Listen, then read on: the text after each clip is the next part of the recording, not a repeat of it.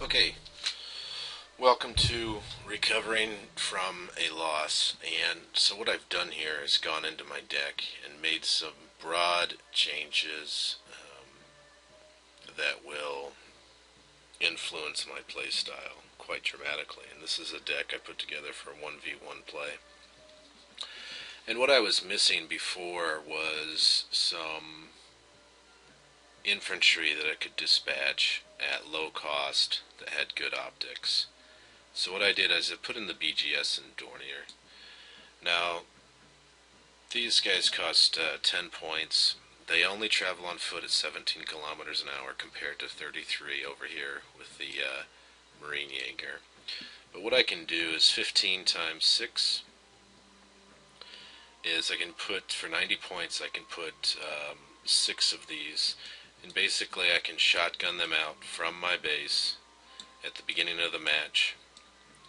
And that way I've got Overwatch on the entire field. So if anything wants to push through, I can see it coming immediately. And I've only, so for the price of a Kiowa Warrior, or less than the cost of a Kiowa Warrior, I can get maybe 10 times amount of field of vision, okay?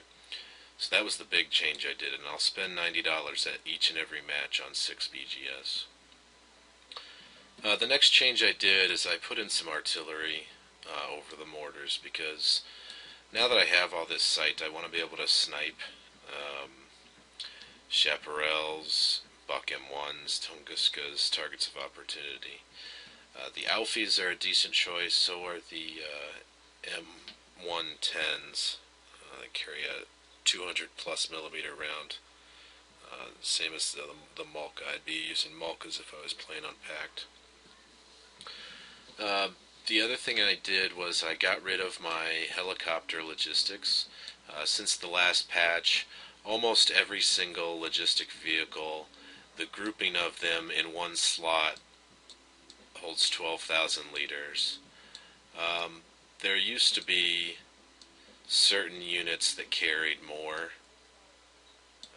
but now there is like some Jupiters carry 12.5, but most everything carries 12,000. As far as some infantry went, I went with the Royal Marines in place of the Delta Force, and I put them in a helicopter. The Lynx is a nice, affordable, fairly quick helicopter, so I can dispatch them to forward towns.